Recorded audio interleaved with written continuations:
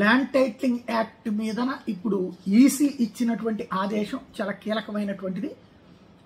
April 29న ఏదైతే మల్లాది విష్ణు ఇచ్చినటువంటి ఫిర్యాదును పరిశీలించిన ఈసీ టీడీపీకి సంబంధించి ఆ ప్రచారం చేస్తుంది నిజమా కాదా అన్నటువంటి అంశం మీదన సిఐడి సైబర్ సెల్ అడిషనల్ డీజీకి additional chief electoral officer MS Harinder Prasad ఆదేశించారు. ఎన్నికల ప్రవర్తన నియమాలకు వ్యతిరేకంగా తప్పుడు సమాచారంతో దురుద్దేశపూర్వకంగా ల్యాండ్ టైటిలింగ్ యాక్ట్పై ఐవీఆర్ఎస్ కాల్స్తో పాటు సామాజిక మాధ్యమాలు టీడీపీ ప్రచారం చేస్తున్నట్టు వైఎస్ఆర్సీపీ ఇచ్చినటువంటి ఫిర్యాదు మేరకు ఇందుకు తగిన ఆధారాలు సమర్పించినటువంటి నేపథ్యంలో వీటికి సంబంధించినటువంటి అంశంలో ఎంతవరకు వాస్తవం ఇదంతా దర్యాప్తు చేసి నివేదిక ఇవ్వమని చెప్పింది. ఇక్కడే అసలైనటువంటి అంశం ఏంటంటే వీళ్ళు ఏం నివేదిక ఇస్తారు, ఇందులో ఉందనిస్తారా ఇవ్వలేదనిస్తారా. ఇక్కడ వైఎస్ జగన్ అధికారంలోకి వస్తే మీ భూములు మీ పేరు మీద ఉండవు, జగన్ కాజేస్తాడు, ఒరిజినల్స్ ఆయన దగ్గర ఉంచుకుంటాడు, మీకు జిరాక్స్ కాపీలు వస్తాయి, కాబట్టి జగన్ ఓటేయకుండా టీడీపీ ఓటేయండి అంటూ రికార్డు మెసేజ్లు వస్తున్నాయి అన్నటువంటిది ఇందులో కంప్లైంట్ చేసినటువంటిది.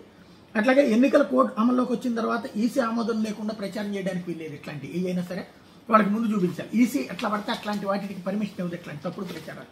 ఈ నేపథ్యంలో పర్మిషన్ లేకుండా చేసిన ప్రచారం అన్నటువంటి పాయింట్ మీద అయితే మాత్రం చర్య ఉంటుంది.